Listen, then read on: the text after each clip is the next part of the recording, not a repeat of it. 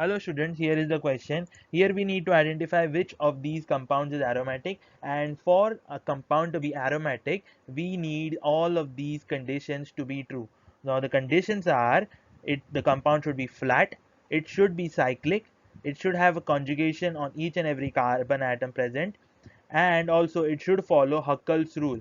Now Huckel's rule states that the aromatic compound must have 4n plus 2 pi electrons, that is all the double bonds or the lone pairs that we have, because we know that lone pairs will only be present in the pi orbitals or the orbitals which have a shape like a dumbbell. So we know that lone pair will be present in these orbitals, and so we will also take them in this counting. So the electrons, the total number of electrons should be of the order of this pi electrons to in order for us to identify that compound to be aromatic. So let us look at the first case. We can see that the compound is flat. If we look at the sp3 carbon over here, we can consider that this is the case that is there. These are the two bonds on the paper, and we will take this bond over here. So I have colored this.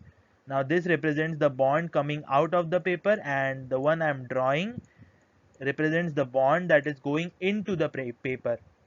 So we can say that the sp3 hybridization can take place like this, and so this compound, though it is strained, it will be flat in this case. So the flat condition is satisfied. Let us look at the cyclic condition. The cyclic condition is also satisfied because we can see a chain present over here.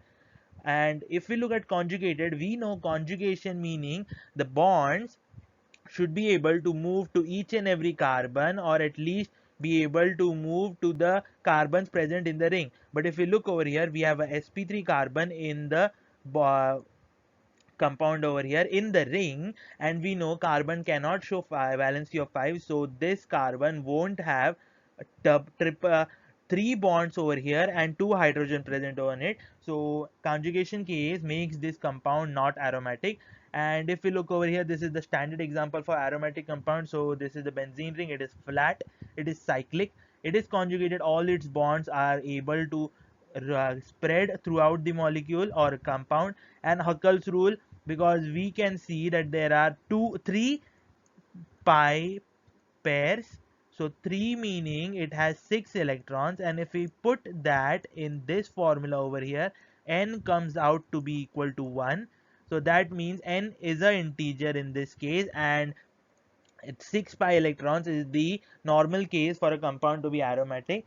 And if we look over here, we can see we have a lone pair, we have two bonds over here, double bonds.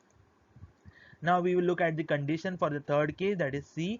We can see that it is flat, it is cyclic, it is conjugated because this lone pair can shift onto this bond over here, this bond on this carbon over here, and simultaneously this lone pair on this bond over here, and this bond on this carbon. So we can say conjugation case is satisfied. And if we look at Huckel's rule, we know that electron pairs or electron pairs will be present in the pi orbitals in this case. So we can see that 2 electrons from the lone pairs plus 4 electrons from the double bonds will give us 6 electrons in total, and these are all the electrons present in the pi orbitals in this case, or p orbitals in this case.